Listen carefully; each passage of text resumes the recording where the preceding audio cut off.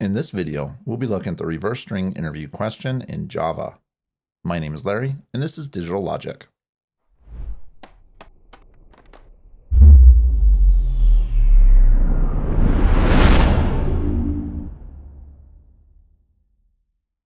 To get started, you'll need to download the project from GitHub. A link is in the description below.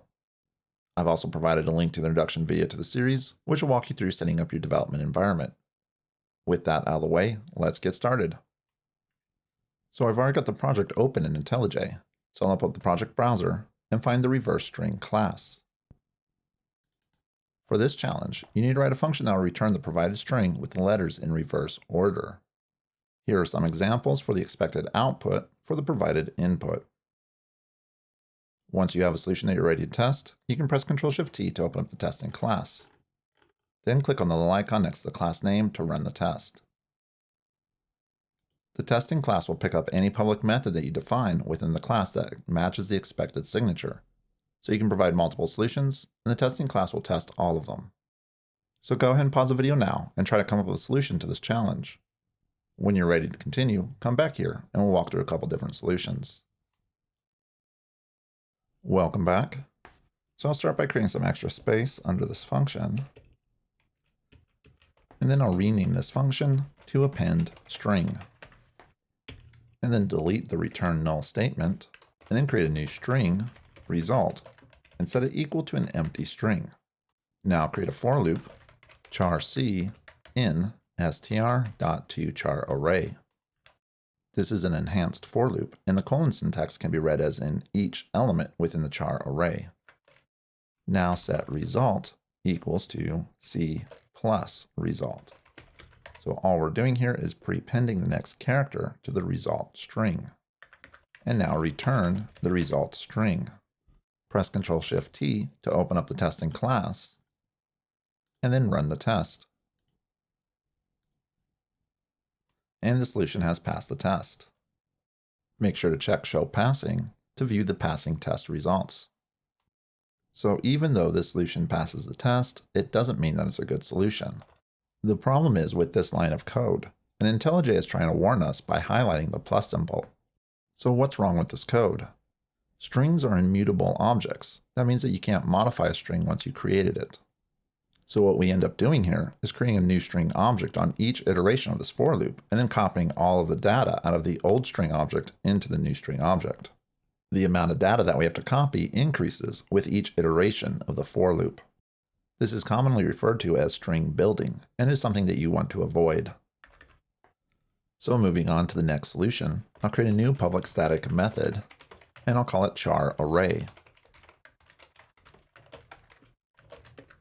Create a new CharArray, result equals str.toCharArray.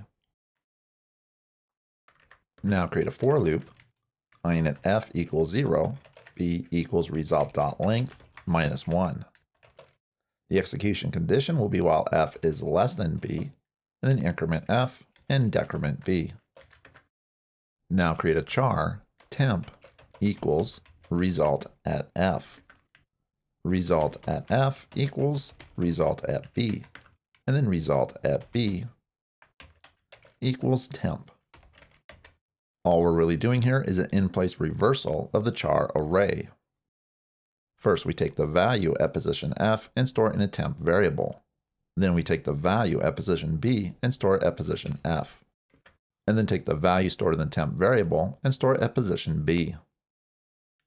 Now we just need to convert the char array back into a string. So return string.valueOf result. Press Shift F10 to rerun the test, and it passes.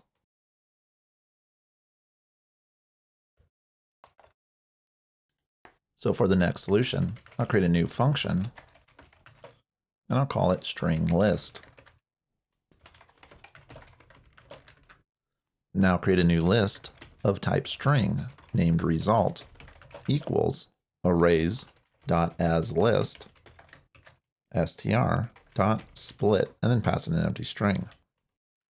This will take our string, split it up into an array of single character strings, and then convert it into a list.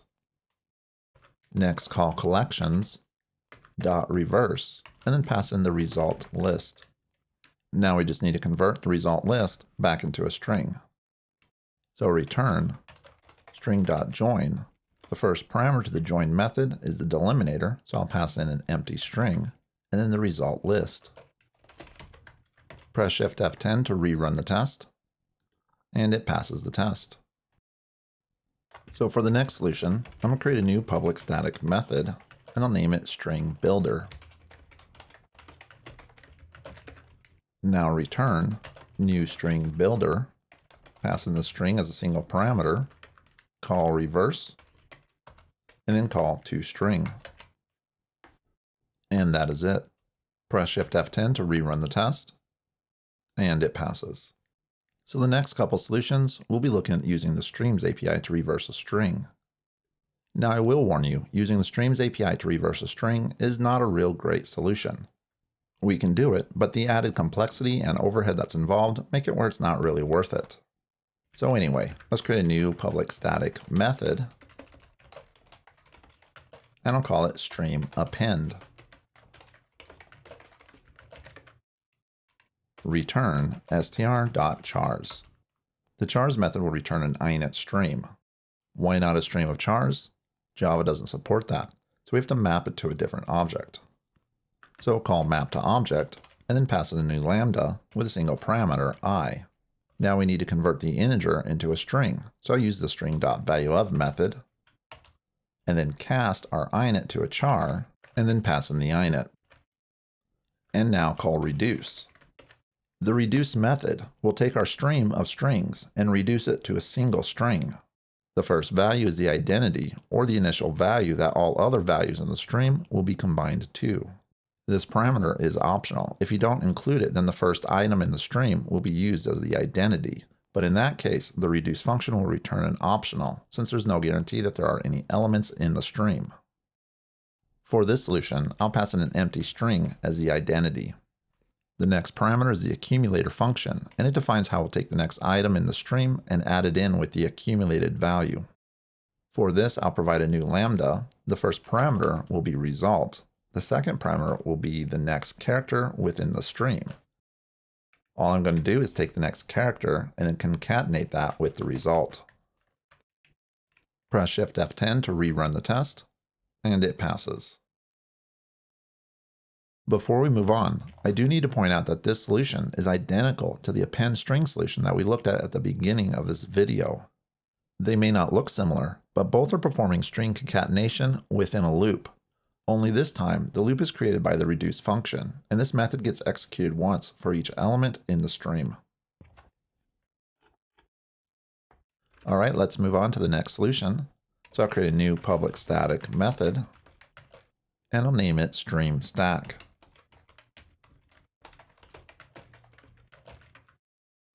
And then return str, and this time I'll use the split method and pass in an empty string to split the string into an array of single character strings, and then use the arrays.stream method to convert the array into a stream.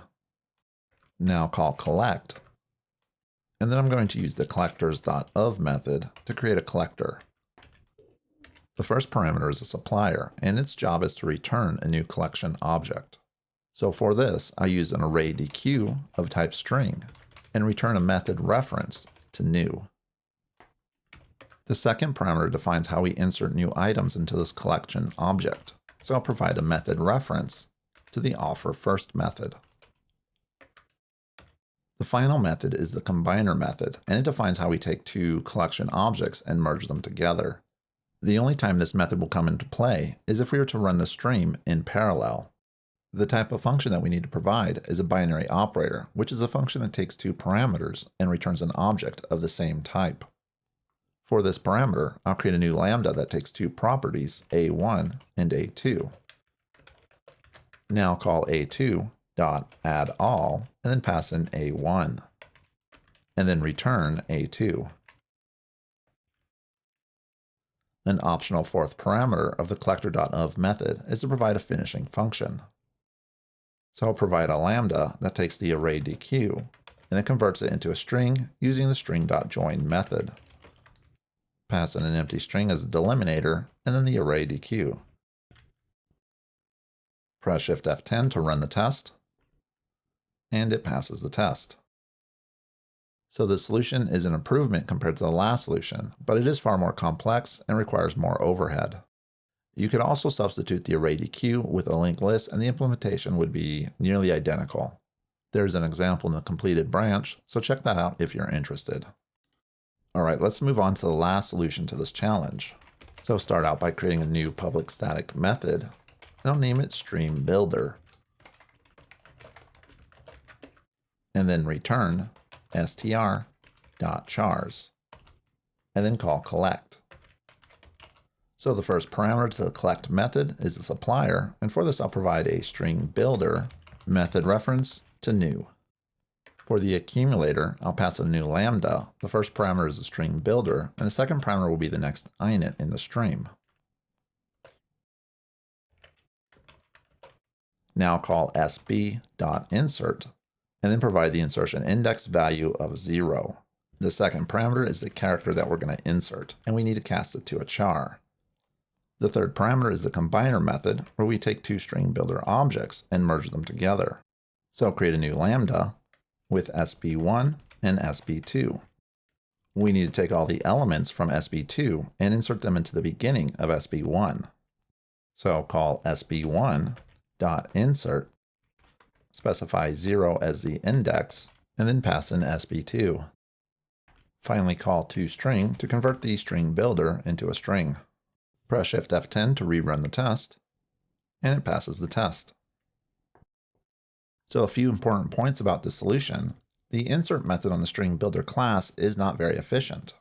Internally, it uses a system.arrayCopy method to shift the underlying byte array over to make room for the next character. With that said, this solution does have a low overhead cost compared to the previous solution. But at the end of the day, the added complexity and overhead that's involved in using the Streams API to reverse a string makes it where it's just not worth it. Anyway, that is it for this video. If you like this video, then please like, share, subscribe. If you want to support the creation of these videos, then check out my Patreon page. A link is in the description below, and I'll see you in the next video.